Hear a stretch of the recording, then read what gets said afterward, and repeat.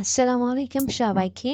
তো আজকে আপনাদের সাথে শেয়ার করব এই আই মেকআপটি।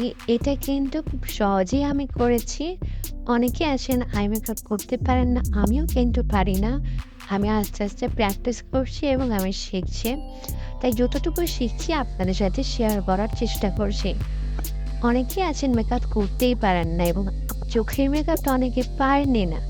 তো দেখা যায় কি চোখের মেকআপটা যদি ঠিক মতো না হয় কোনো সাজ কিন্তু ফোটে না এবং পরবর্তীতে আপনারা অন্য কারোর উপর নির্ভরশীল করতে হয়।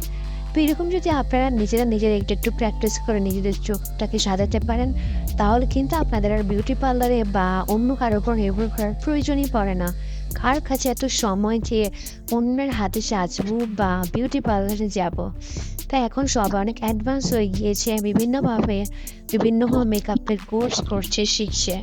তো এই তো আমি যতটুকু শিখেছি বা শিখছি আমি ততটুকুই আপনাদের সাথে শেয়ার করছি।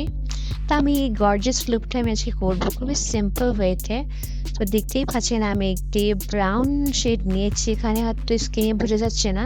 এই ডার্ক ব্রাউন শেড নিয়ে হচ্ছে আমি খুব ভালো মতো ব্লেন্ড করছি এবং দেখতেই পাচ্ছেন আমার একটা চোখ কিন্তু একটু অন্যরকম হয়েছে।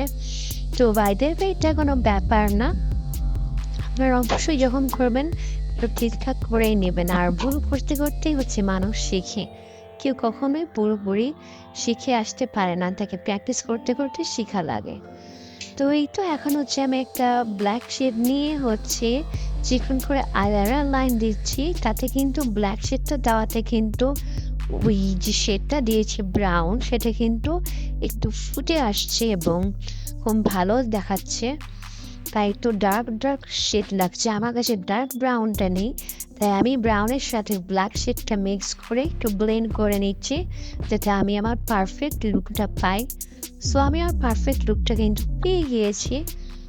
তো এখন হচ্ছে আমি আইলাইনার দিচ্ছি। আইলাইনারটা আমি একটু অন্যরকমভাবে দিচ্ছি, উপর করে দিচ্ছি। এখন খুব এই লুকটা চলছে। আমি যদিও তো ভালো পারি না, কিন্তু অনেকেই দেখে করছে এবং এটা খুবই ট্রেন্ডিংয়ে আসছে এই লুকটা। তা আমি করলাম। অবশ্যই আমি এখন আরও বেশি ভালো পারবো, আমি তখন আরও ভালোটাই আপনাদের সাথে শেয়ার করব। তো আপনারা কিন্তু চাইলে এরকম একটা লুক করতে পারেন এবং এই আইলাইনার লুকটা কিন্তু সত্যি অনেক বেশি গর্জিয়াস একটা লুক লাগে। ওকে, আর যদি রাতের বেলার কোনো পার্টি হয় তাহলে কিন্তু এই লুকটা কিন্তু খুবই সুন্দর লাগবে। তো আপনারা কিন্তু চাইলে খুব সহজভাবে কিন্তু এই লুকটা করে নিতে পারেন। আর আইলাইনার দেওয়ার সময় কিন্তু আমার হাত অনেক বেশি কাঁপে। আমি কোনো প্রফেশনাল না, তাই আমার হাত কিন্তু কাঁপে। আমার মনে হয় আপনাদের অনেকের আছেন হাত কাঁপে। তো এরকম আমারও হয়। আমার একটা চোখের আইলাইনার একরকম হয়, তার একটা আরেক রকম হয়। এটা অনেক মেয়েদের একটা খুবই মেজর একটা প্রবলেম।